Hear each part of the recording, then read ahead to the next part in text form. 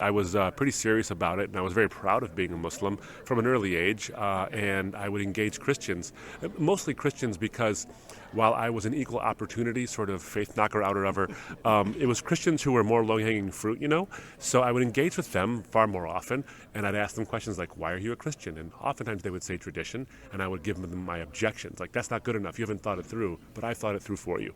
And along the way, there were some Christians, not many, but there were some who knew what they were talking about in terms of how to answer an objection winsomely and effectively.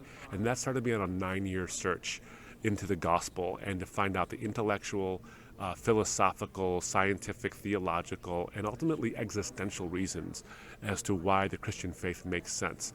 And it took me 9 years. But it took me 9 years because the answers weren't hard to find. I actually could find those in a couple of years. But embracing them as true was a little bit tougher because it was an identity switch for me. I liked being Muslim, and I didn't want to give that up. But I ended up giving my life to the Lord after 9 years, not because the answers were hard to find, because they were hard to accept. But they were worth accepting. And I'll tell you, I've been doing this now for quite some time, and I've been a believer for 20 years. And it's been 20 years absolutely worth it, hardships and all. Well, and when you look, you mentioned something that was very interesting, that when you would debate as a Muslim, when you would debate Christians, they were the ones that you found to be the low-hanging fruit. That's quite an indictment there. So what now, as someone who teaches Christians how to defend their faith, what have you observed in the church as far as the church's ability to speak clearly and boldly and affirmatively about the Christian faith? Sure, and one of the reasons why they were low-hanging fruit was because they were just demographically more abundant, but also was a little easier to pick on them because Christianity was comfortable. In the 80s, it was comfortable to be a Christian. You didn't have to respond to challenges. Now, that's no longer the case. You have to be ready to respond to the challenges. So I won't say an intellectually, vacuous religion was out there. That's not what the case was. There was a bit of a laziness because no one was challenging.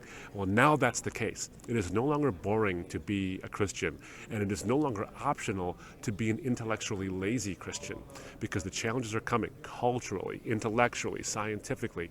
We have to be ready, especially because our message is the message that this culture needs yet rejects. So we have to be ready to do that. I think the church, and this is important because I'm not a church basher.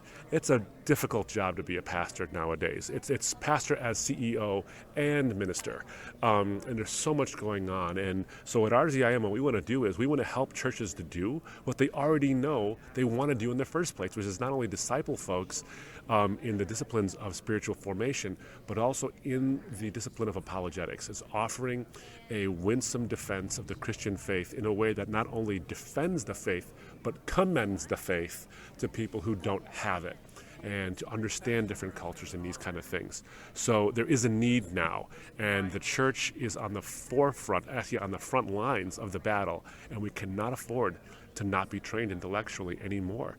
So, and when we see churches that are engaged, and we see a lot of them now, more and more, Lee Strobel called it a golden age of apologetics, where we're actually seeing people, young people, more and more interested in apologetics, not just to know stuff, but to be able to communicate the heart of the gospel through the head and through the heart and the emotions at the same time.